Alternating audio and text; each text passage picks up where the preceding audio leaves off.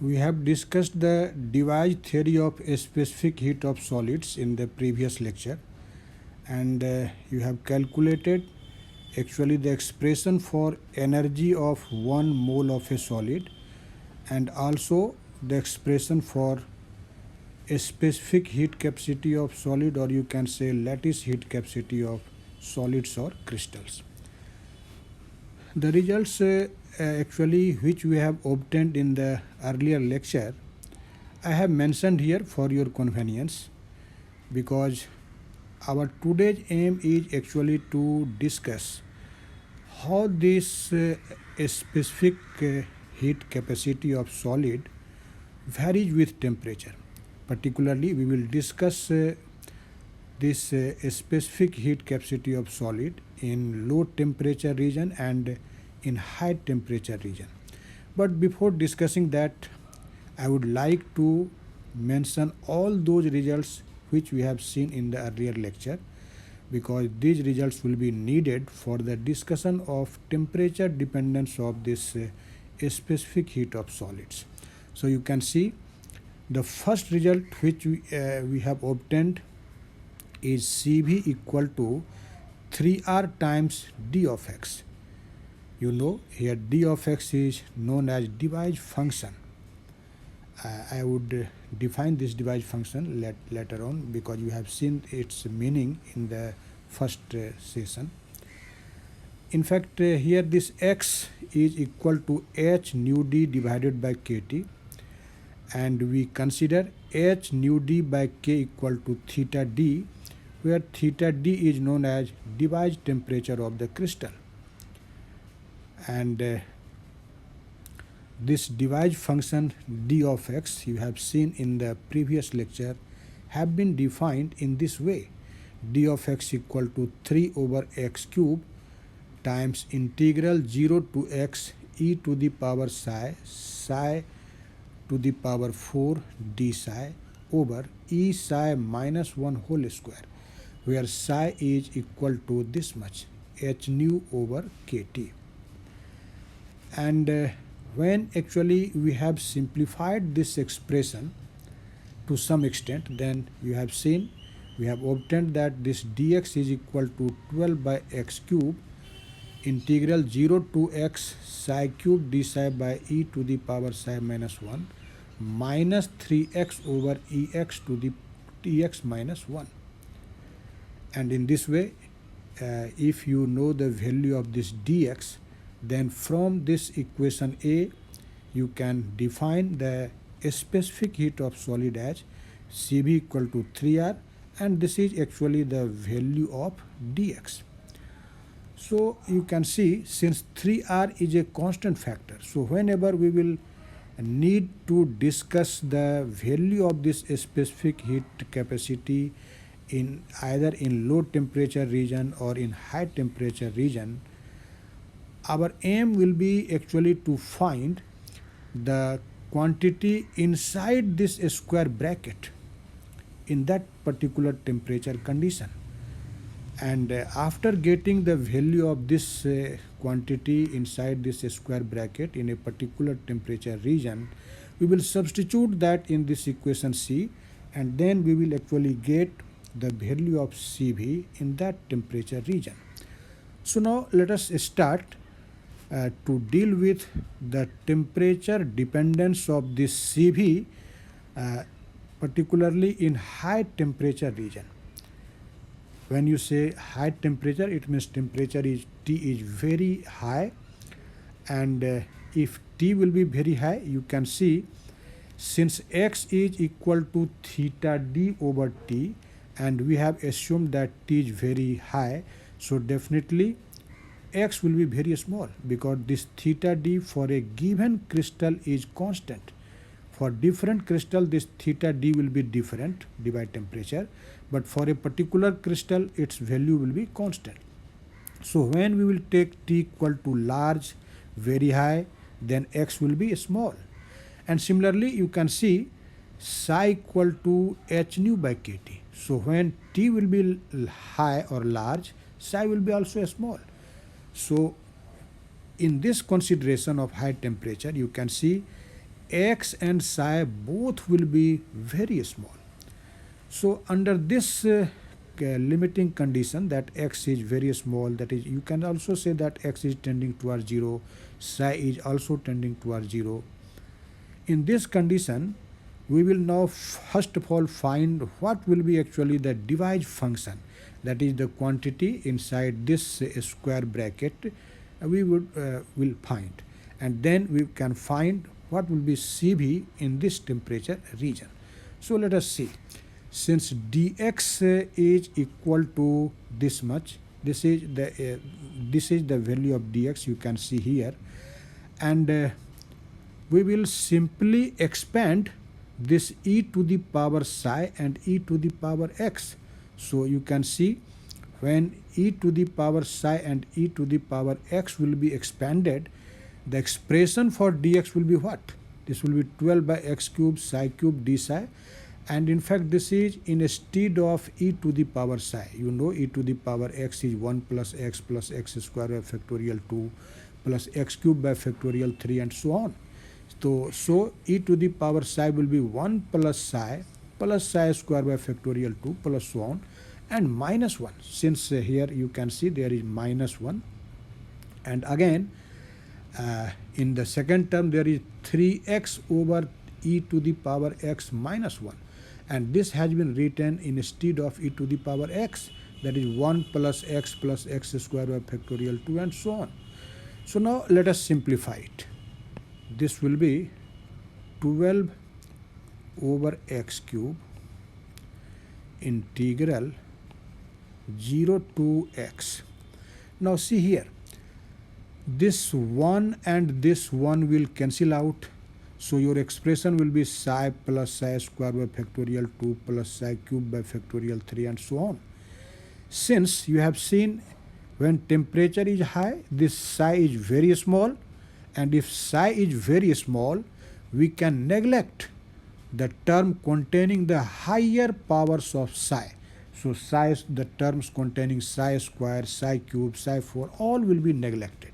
So in denominator in the first term in RHS, there will be only psi after neglecting the higher order power of psi.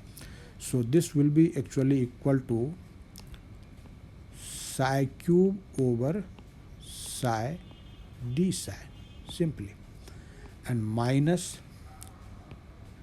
3x over, in this second term also x is very small, so we will simply neglect all the terms containing higher power of x, and this one here will also cancel.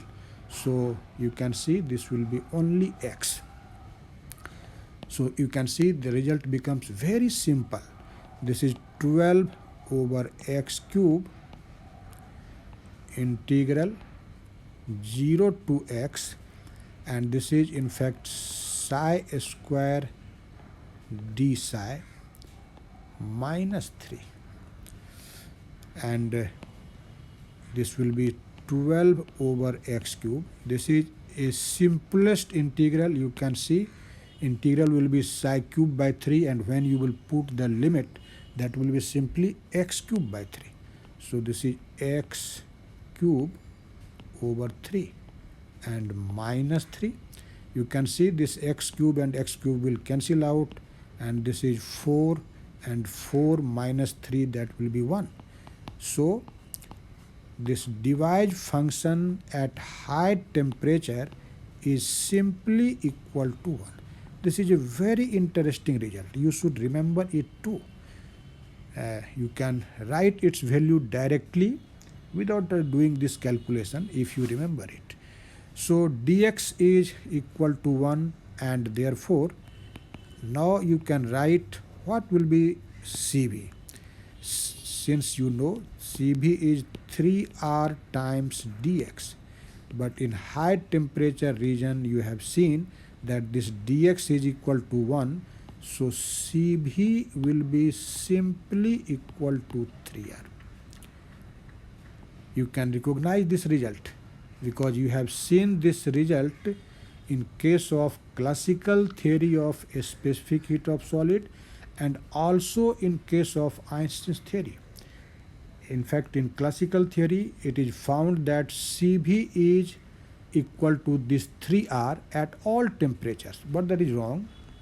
But in Einstein's theory, we have seen that at high temperature, Cv is equal to 3R. So you can say that this value of Cv obtained from the device theory agrees with the result of classical theory and also of Einstein's theory. So this agrees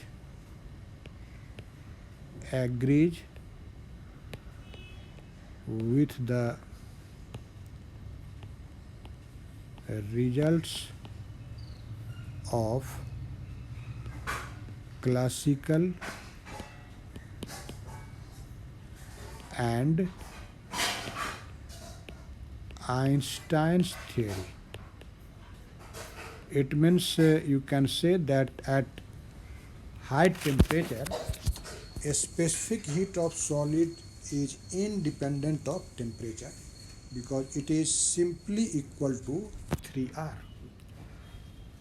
So this result is very useful, very convenient, and you must remember it because you have seen this result is same in classical physics, classical theory, also in Einstein's theory and in device theory. Now we will discuss what will be the value of this Cv when temperature is low. So let us consider the second case. Case 2. When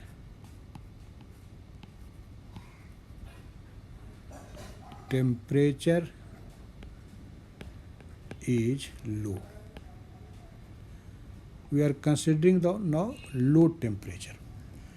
In fact, you can see in this case, since x is equal to theta d over t, and we are considering that this t is small, so this x will be actually very large, just opposite of the first case, very large. And again, you can see if x is very large, then this e to the power x, this will actually increase much more rapidly than x, because when you say e to the power x, it means it contains x, x square, x cube, and all the higher powers of x. So this in this condition, ex increases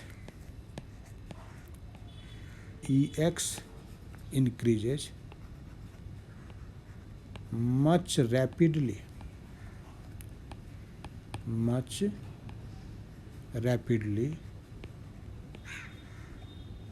than x. And if it will increase much more rapidly than x, then you can see the value of the factor 3x over e to the power x minus 1 will tend to what? This will tend to 0 because x is tending towards infinity, because you have seen that this x is very large. It means mathematically you can say that x is tending towards infinity, and in this condition actually this ex will be very large in comparison to x, and so we can say that this 3x over e to the power x minus 1 will tend to 0. Why ex is much greater than x? Because you know in the expansion of ex we have very larger power of x2, so this will tend to 0. So in this condition you can see what will be the expression for the device function.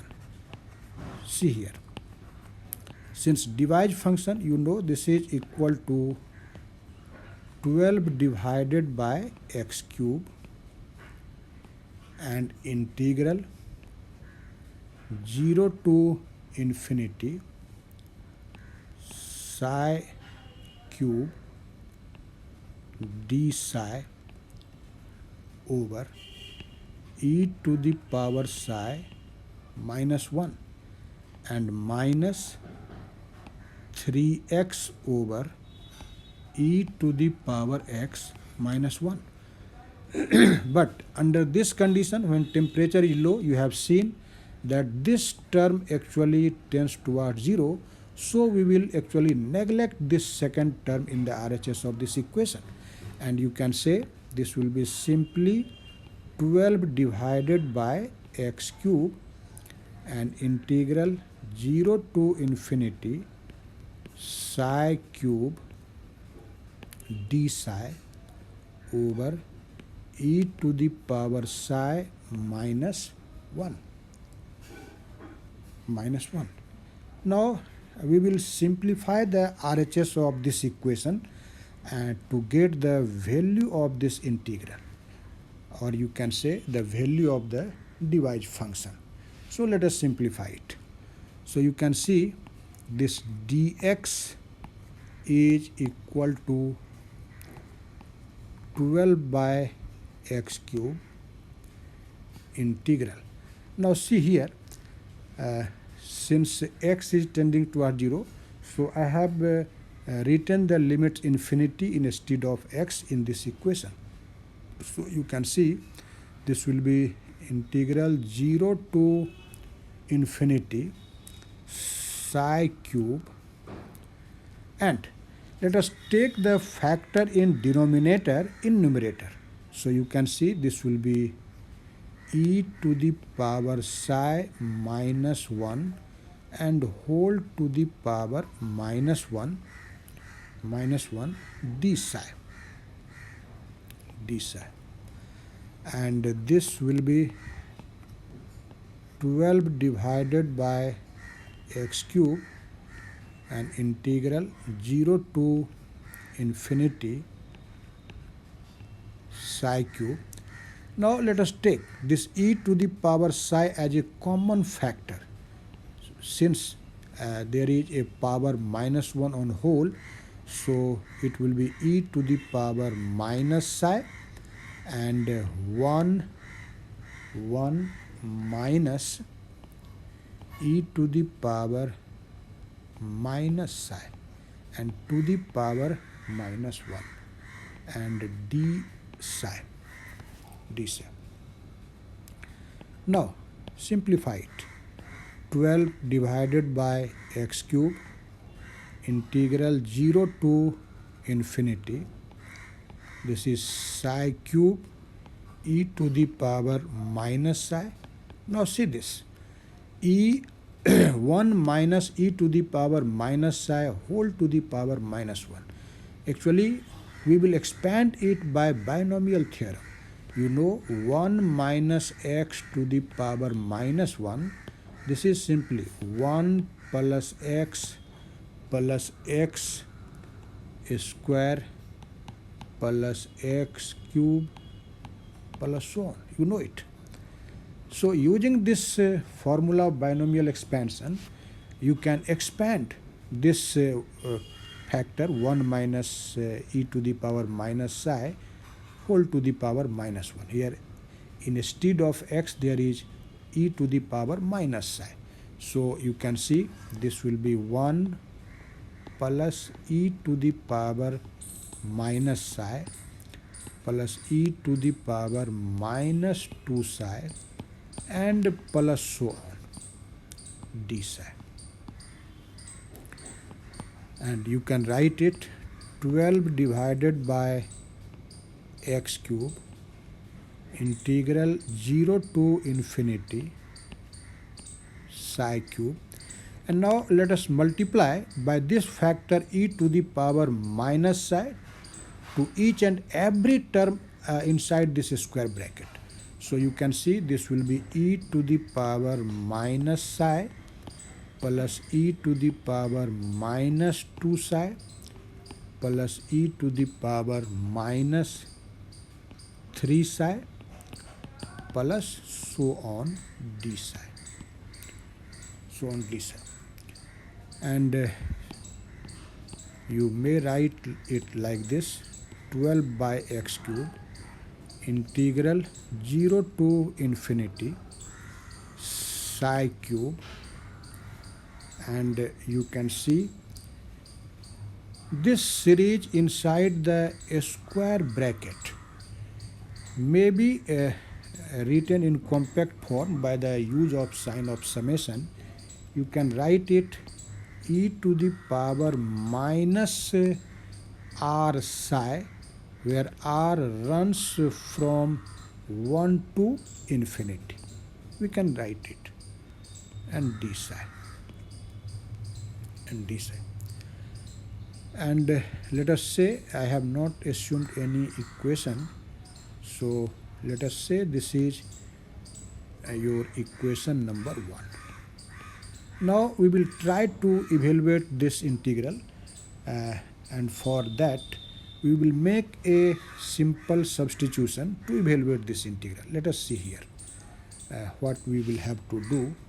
So let r into psi is equal to u square. Let us consider r into psi. E contains the power r into psi, and I have written r into psi equal to u square. Here actually r is a number and that is constant, so you can also say that this psi is equal to u square divided by r, and therefore you can see what will be this d psi. This will be 2u du and divided by r. Now make the use of this substitution in the above result, and for that we will first of all integrate this. We will evaluate the integral without the sign of summation, so you can see what will be this. So integral of, therefore integral 0 to infinity, you can see here, e to the power minus r psi, but we have assumed that r psi is equal to u square, and so this will be e to the power minus u square into psi cube, but you can see psi is equal to this much, u square by r, so this will be u6 divided by r cube, and there is d psi, and d psi is this much. You can see here, this is 2u du divided by r. Now let us simplify it. You can see this will be 2 divided by r to the power 4. This is a constant factor, so take it outside of the integral, and integral 0 to infinity and e to the power minus u square times u to the power 7, u to the power 7 du. Now I have told you earlier in several lectures the two important Gaussian integrals, and this integral may be simplified by the use of the result of Gaussian integral like this. You know, integral 0 to infinity e to the power minus bu square times u to the power 2k plus 1 du. This is equal to what? This is actually equal to k factorial divided by 2b to the power k plus 1. And see here, actually in the present case, you can see at the place of 2k plus 1. What is at the place of 2k plus 1? You can see at the place of 2k plus 1 is actually 7. this is 7. So it means 2k is equal to 6, that is k is equal to 3. And at the place of b, what is here in our example? You can see at the place of b there is simply 1.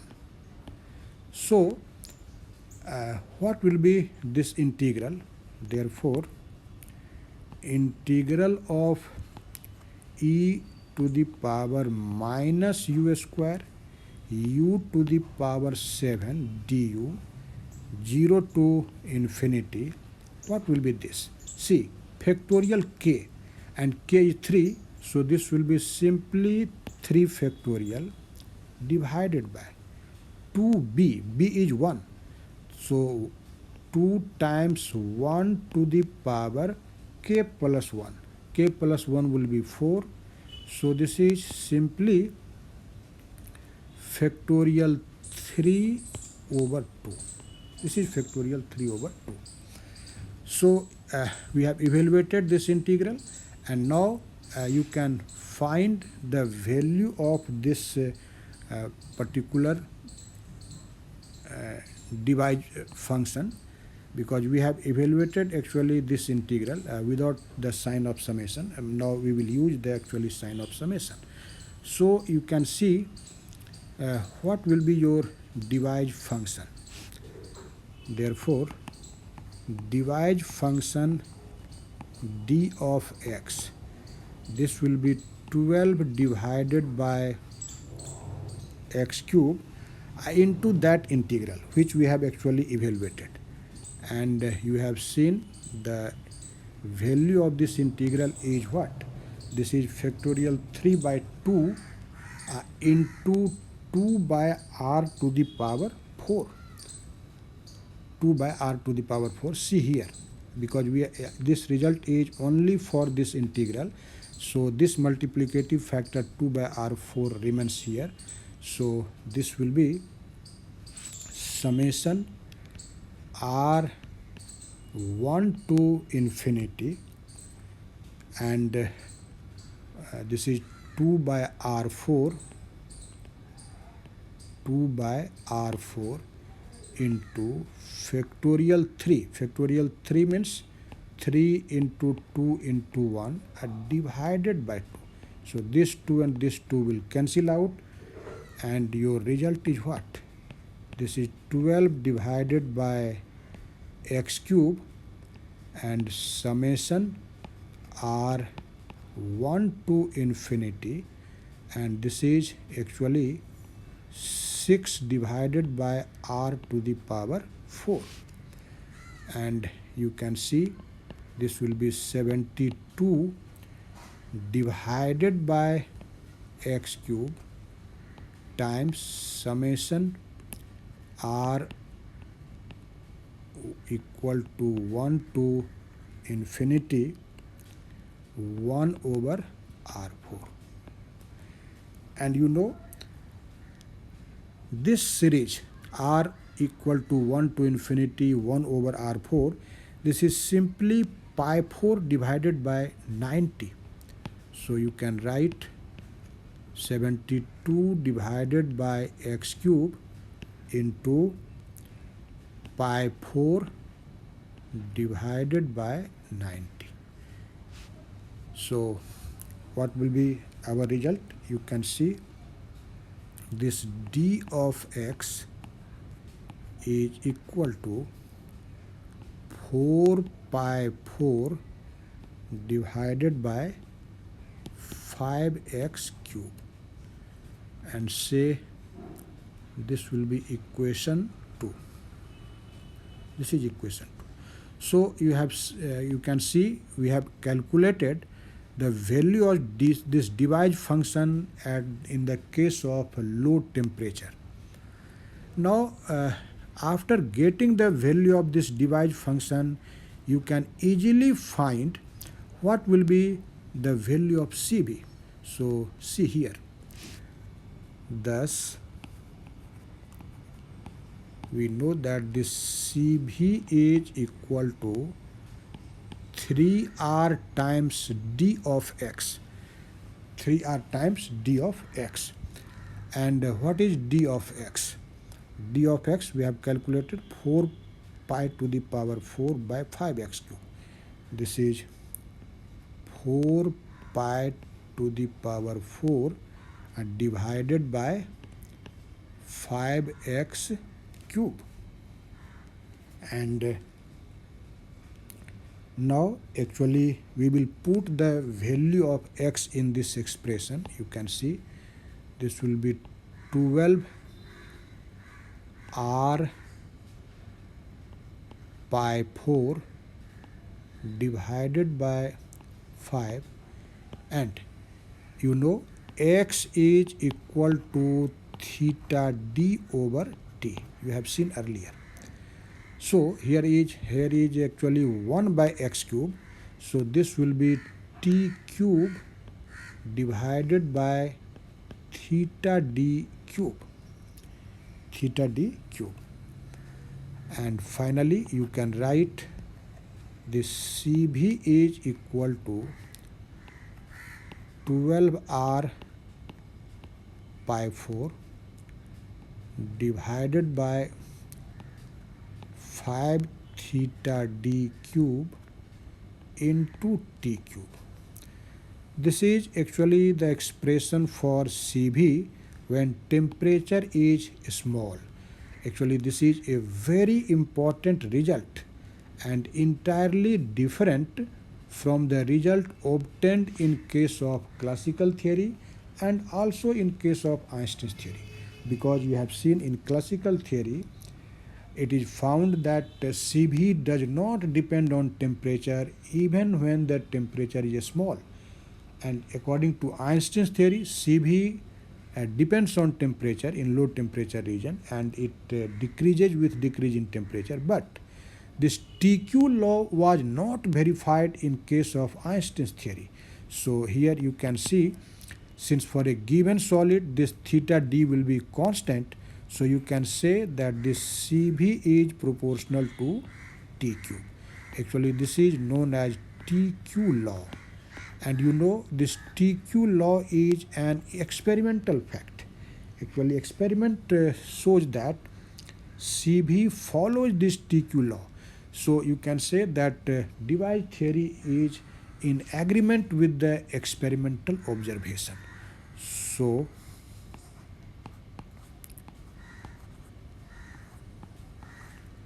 this device theory is in agreement with the experimental observation. Experimental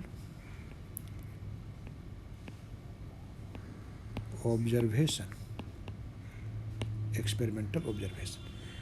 Actually when you will compare the value of Cv for different solids obtained from the device theory and the Einstein theory, then you will see actually at a particular given temperature the value predicted in device theory is something more than the value predicted by Einstein's theory.